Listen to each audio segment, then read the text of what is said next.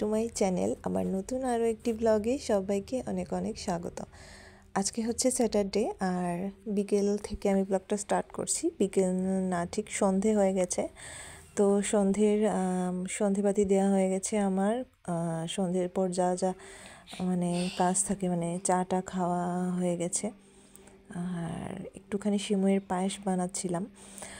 তো যাই হোক, এখন বানাচ্ছি হচ্ছে পনির। ছানা দুধ কেটে পনির বানাচ্ছি। তো সেটাই ভাবলাম তোমাদের সাথে একটুখানি শেয়ার করি। তো দুধটা ভালো করে ফুটে ওঠার পর ফিটকিরি, ছোট্ট সাইজের একটা ফিটকিরি দিয়ে দিয়েছিলাম এর মধ্যে। আর দেখো আস্তে আস্তে হয়েও গেছে। কি সুন্দর দুধ কেটে ছানা রেডি। এখন পাতলা একটা কাপড়ের মধ্যে ছেঁকে নিচ্ছি আমি।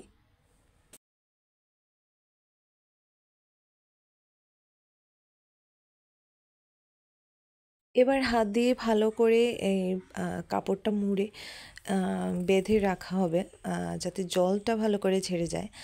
আর আমার আসলে মনে ছিল না কিছু দিয়ে ভারী কিছু দিয়ে চাপা দিয়ে রাখলে হয়তো সাইজ মতো কাটা যেত আর কি। তো যাই হোক, মনে ছিল না, যেহেতু কিছু করার নেই। তো 2 লিটারের মতন দুধ দিয়ে আমি 30টার মতন পনির কেটেছি।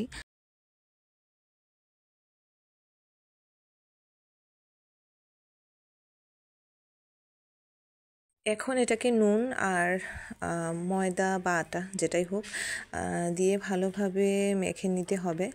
তারপর বড়ার মতন করে ভেজে তরকারি রান্না করা যাবে, কোনো সমস্যা নেই। পনিরের সাইজে কাটতে পারিনি, কারণ আমি যে বললাম ভারী কিছু দিয়ে ঢাকা দিয়ে রাখলে হয়তো এটা সাইজ মতো কাটা যেত।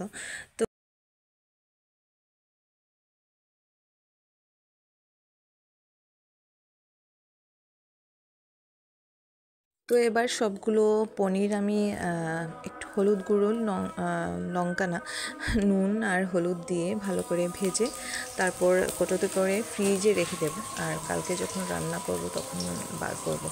তো চলো দেখতে থাকো। আর আজকের ব্লগটা হয়তো একটুখানি ছোট্ট হয়ে গেছে, কিছু করার নেই। আজকে সারাদিন অনেক ব্যস্ত ছিলাম, আর তাই এর জন্যে কোনো ব্লগ আর করা হয়নি। তো সন্ধ্যের পর থেকে ভাবলাম এটা যখন করছি তো তোমাদের সাথে কেননা শেয়ার করি। তো যাই হোক, এই যে দেখো ভেজে তুলে নিয়েছি লাল লাল করে। আর এখন ডিনার টাইম।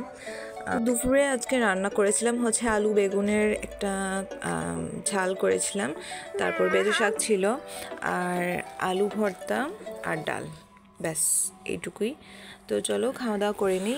খাওয়া দাওয়া করার পরই ঘুমিয়ে পড়বো এমনটা না, খাওয়া দাওয়া করার পর বেসিনে আমার জন্য এতগুলো বাসন কোসন ওয়েট করছে।